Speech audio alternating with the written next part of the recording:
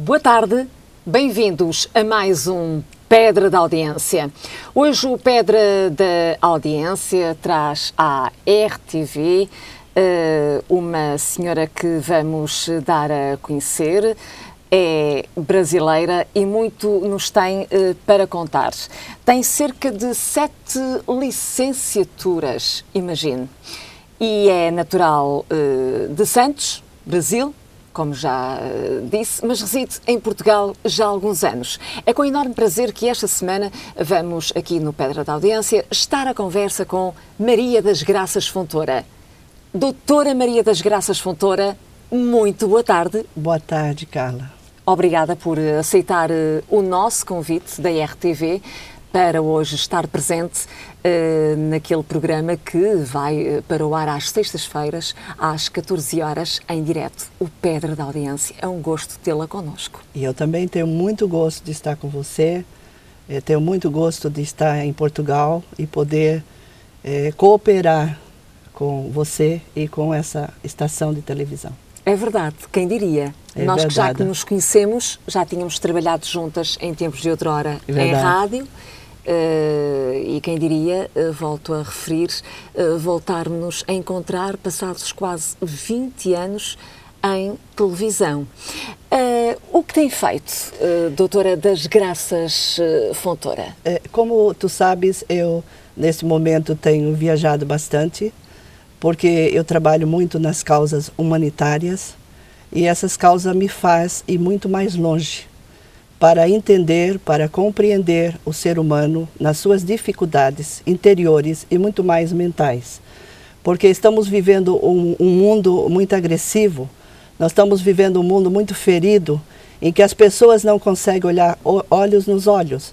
E nós, os profissionais da saúde, queremos dar saúde, queremos dar vida àqueles que estão em dificuldades. E mais nesse momento em que Portugal passa uma crise mundial, uma crise onde os jovens, onde os idosos, onde as famílias passam por problemas mentais, humanos, espirituais, de uma forma profunda. E nós temos que dar visão a essa causa humana, essa causa humanitária, essa causa que muitas vezes, se nós todos cooperassem, se nós todos nos uníssemos, jamais o jovem português saía para fora.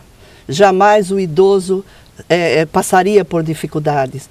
Jamais as famílias chegavam em crise. E nós estamos vendo aqui em Portugal uma onda de suicídio muito grande.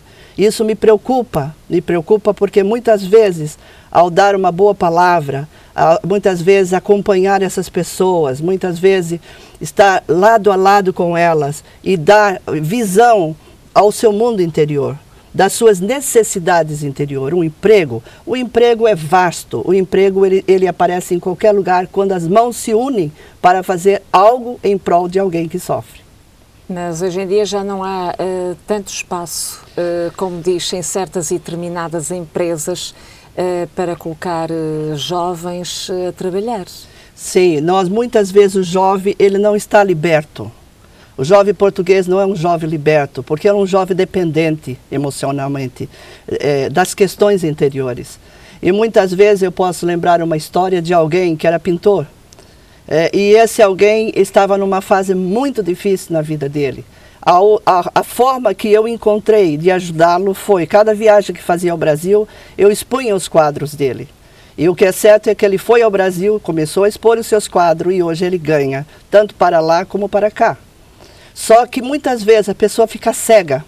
A pessoa está tão cheia de problemas interiores, está com tantas dificuldades, que ela olha só para dentro. Mas nós temos que ter olhos que vão muito mais além, não é? Nós temos braços, nós temos mãos, nós temos olhos, graças nós temos boa. Deus, somos perfeitos. Então, e muitas vezes o emprego, muitas vezes você passa 30, 40 anos no emprego, mas visando lucro, mas visando a pessoa como um objeto. Usa e joga fora. E a parte da humanidade, a parte da humanização, ela vai ver a pessoa como um todo. Se você for jogada fora, alguém há de te pegar. Pode ser a pintura, pode ser o artesanato, possa ser o teatro, possa ser a dança. Seja em que atividade profissional for. Exatamente. Eu tenho que olhar com os olhos, não muito técnico, mas que vai além da técnica. Porque além da técnica, eu vejo muitas vezes na televisão muitos programas para jovens, mas eu não vejo programas para idosos. Por exemplo, eu não vejo uma casa em que o idoso possa entrar nas suas dificuldades.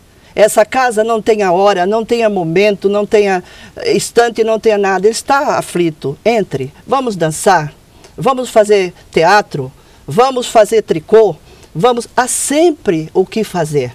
Mas o que fazer sem cobrar ao idoso a sua própria vida? Sim, sem cobrar se possível, não é? Exatamente. Porque o idoso hoje em dia já, o reformado neste caso, as pessoas que estão reformadas, as pessoas idosas, já lhes tiram tanto que já não podem cobrar do idoso, sim, não é? Mas aí é que está, mas veja bem, quando você tem por exemplo, em Portugal, a universidade aberta, mas quando você tem uma casa aberta, uma casa humanitária aberta, por exemplo, eu tenho um projeto que se chama Idosos em Ação.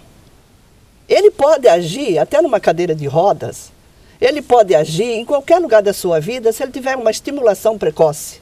E essa estimulação tem que partir de nós, que estamos andando, que estamos caminhando, que estamos vendo, que estamos partilhando. Então, tiram na reforma, mas nós damos de uma outra forma, sem reforma. Então, esta casa é necessário existir em Portugal. É uma casa onde realmente a porta é aberta, onde a porta é realmente da arte, da cultura, do artesanato. Então, essa cultura, nós estamos vendo aqui tantos idosos formados, doutorados, com mestrados, foram professores. Cada vez mais. E não tem onde ir. Nem que seja por valorização pessoal, exatamente. Não é? Aonde que eu vou encontrar os idosos? Nos cafés. Nos cafés. É verdade. Por quê? Porque ali ela vai conversar, ali alguém vai olhar, alguém vai dar um toque, alguém vai estimular. Mas se nós tivermos esta casa aberta, idosos em ação, a ação começa de nós, partindo de nós para a humanidade. É um projeto que a doutora Maria das Graças Fontoura está a abraçar neste momento. Sei que é uma pessoa ligada a causas há muitos anos. Sim, esse projeto foi um projeto que eu fiz no meu mestrado.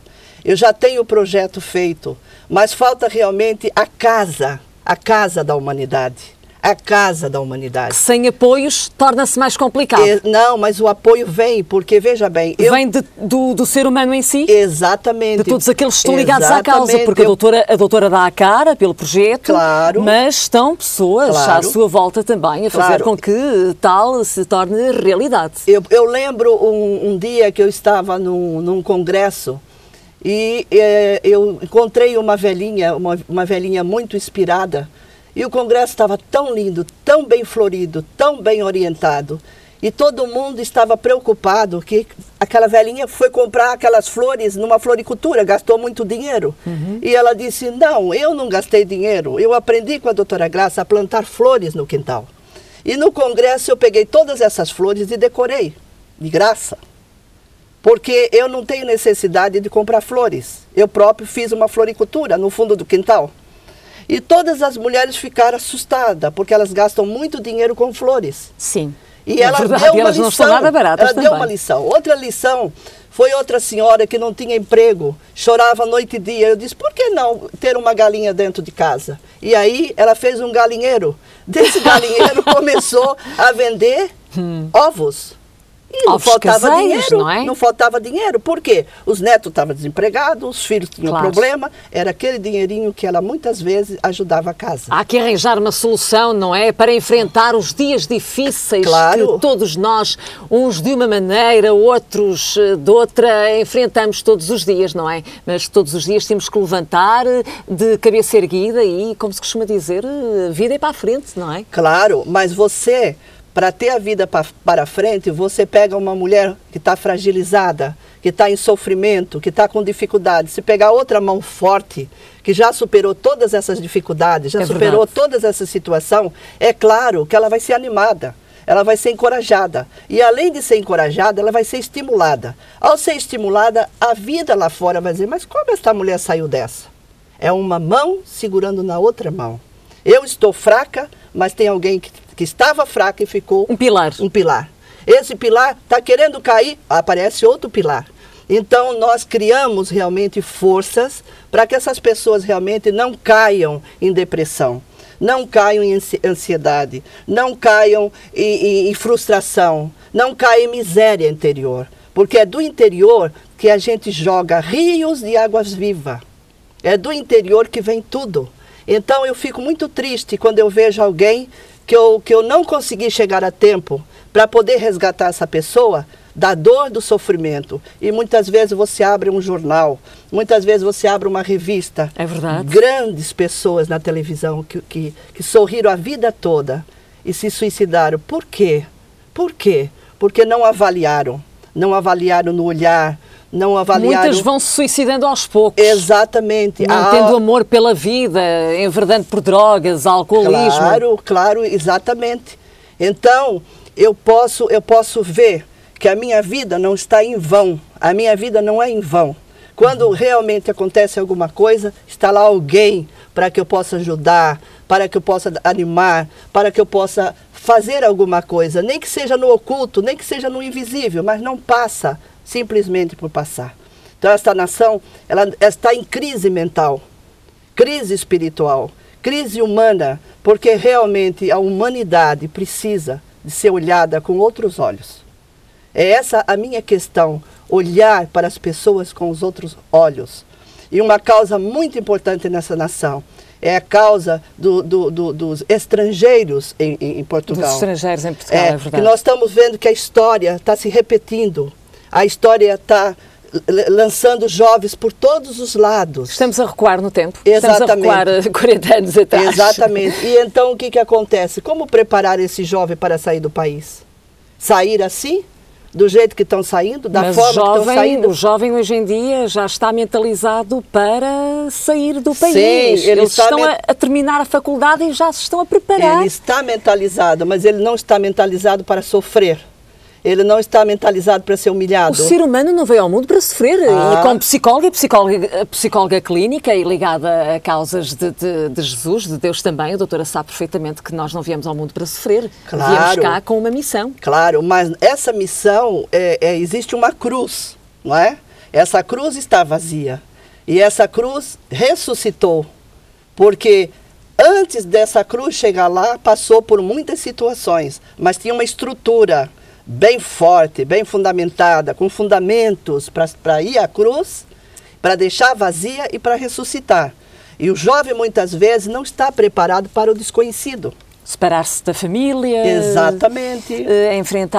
Lidar com pessoas que nunca teve alguma relação de amizade. É um país estrangeiro, é uma língua diferente também, não é? Outra coisa também que é muito importante, as pessoas cobram a história da pessoa. Quem tu és, de onde que tu veio, entende? Para onde tu vais, entende? Muitas vezes você encontra em vários países que eu viajo muito mesmo. Você que é uma pessoa viajada. Eu vejo assim, vou conversar individualmente, tenho uma profissão. Mas o que é que tu estás a fazer aqui? Olha, estou limpando o chão, estou lavando pratos, estou fazendo... É o mais comum. É o mais comum. Mesmo aqui. Pois, quando realmente deveria ter uma triagem, porque veja bem, se você é jornalista, está no jornal, vai ser um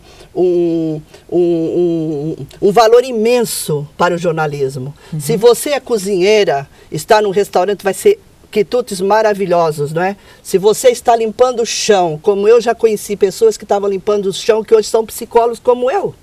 Eu sei. Que são diretores de firma. Não é preciso ir muito longe, temos licenciados em caixas de supermercados e outras coisas mais, não é? Exatamente, por exemplo, nós estamos vendo a questão médica, não é? Uhum. Você muitas vezes já viu médico também em caixas, quando podia estar dando assistência à humanidade. É verdade. Então, eu acho que cada vez mais estão a reduzir pessoal e principalmente na saúde. Os enfermeiros estão a emigrar e em grande número, não é? Sim, e nós inclusive, nós temos feito muitos currículos em inglês para português e para fora. Mas quando eles voltam, eles me procuram. Por que eles me procuram? Para desabafar a dor do desconhecido. A dor de sair do seu país, a dor de deixar a sua família. Custa imenso. Então, já olham com outros olhos, entende?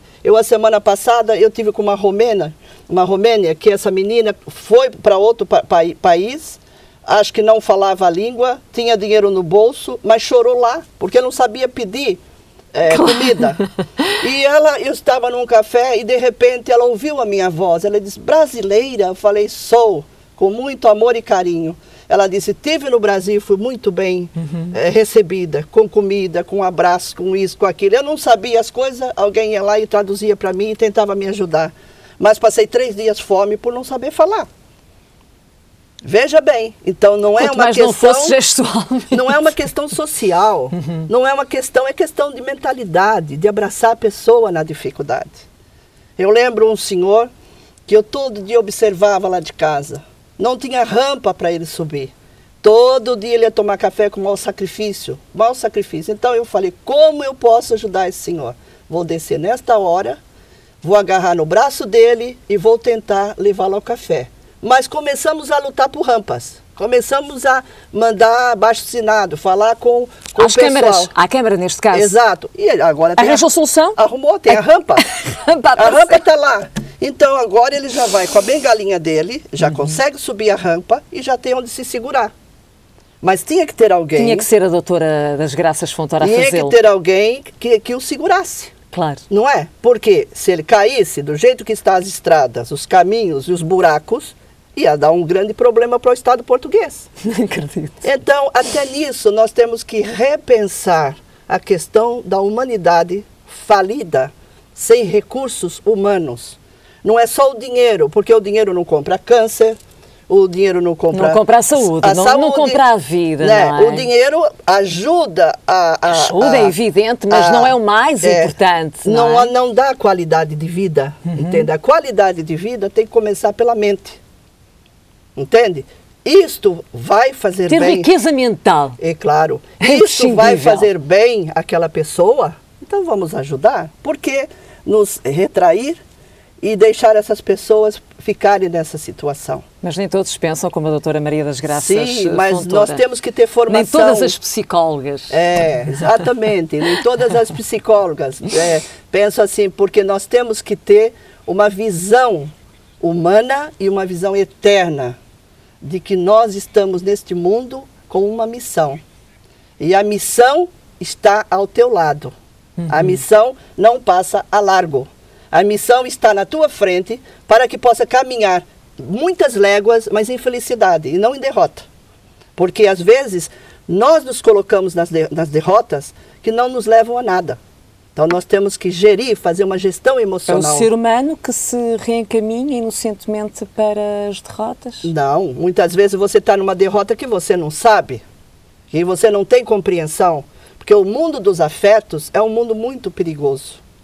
É um mundo que você tem que fazer uma gestão, e todos que puderem fazer um curso de inteligência emocional, gerir a sua vida por via da inteligência emocional.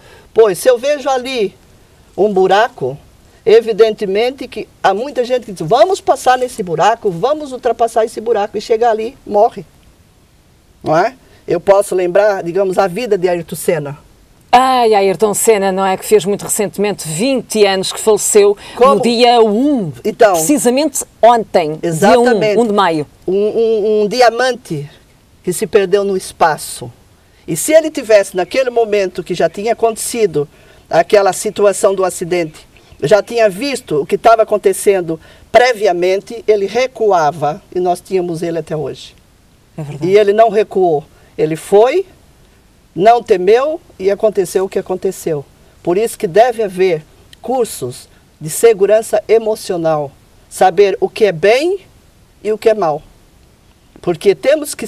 Você, quando vai atravessar uma rua, há um sinaleiro. E quantas pessoas... Havia.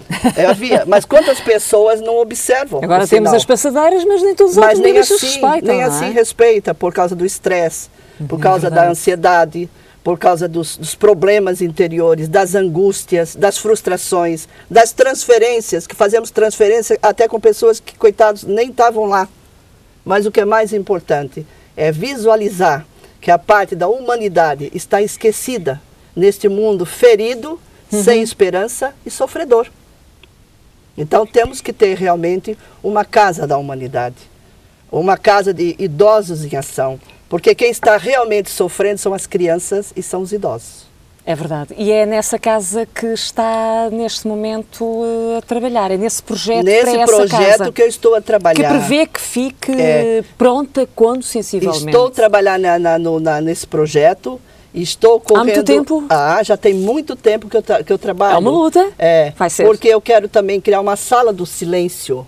A sala do silêncio é uma sala onde vai haver música calma, música serena, para o idoso chegar e descansar.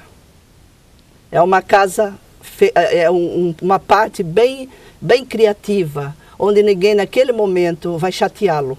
Ele vai estar ali descansando. Se ele quiser fazer a renda dele, ele faz. Se ele quiser fazer a pintura dele, ele faz. Se ele quiser dormir um pouquinho, ele faz.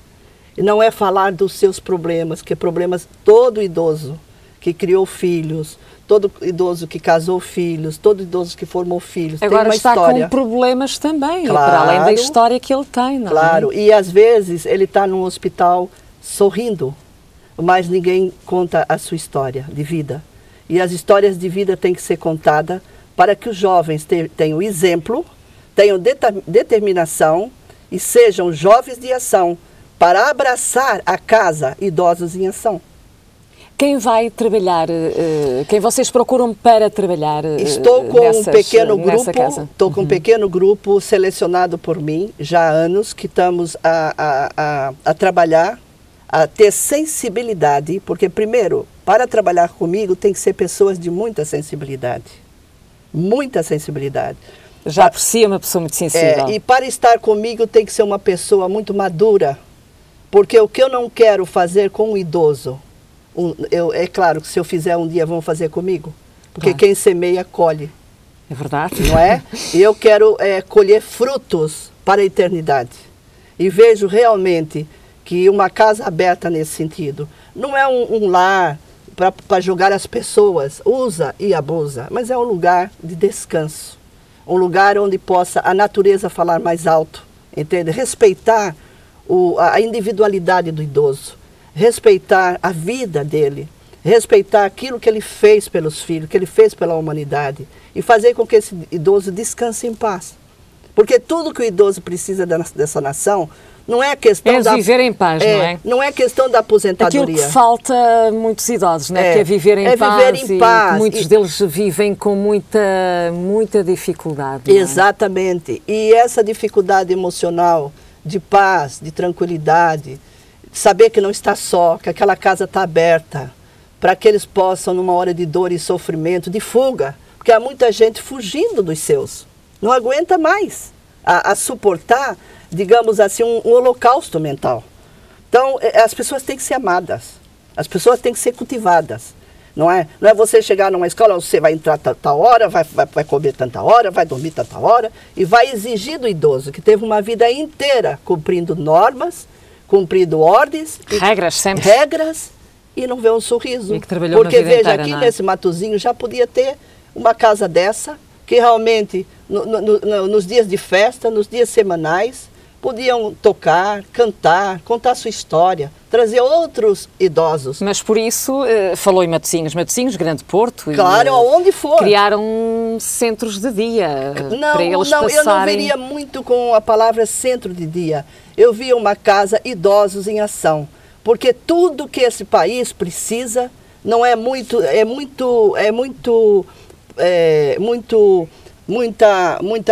causa jurídica, muita causa social, muita causa psicológica, falam muito. O que precisa de ação. Ação. Falar, os políticos falam muito. Entende? É como ter a casa de Floribela Espanca, mas o que ela sofreu? Nunca teve casa? Qual é a casa que ela teve? O suicídio. Entendeu? Então, mais uma artista que se suicidou. Exatamente, perdemos. E só depois de ter ido para o outro mundo foi que lhe deram valor. Exatamente. Que até tem um busto de Floribela Espanca numa das ruas de Matosinhos. Exatamente. Ela também viveu em Matosinhos. Eu sei que viveu. Eu até leio algumas coisas dela, mas uma coisa que me preocupa é, antes de acontecer, o que é que fizeram. É verdade. Nós vamos voltar à conversa com estes e outros temas. O Pedra da Audiência vai para um curtíssimo intervalo. Volte connosco até já para a segunda parte.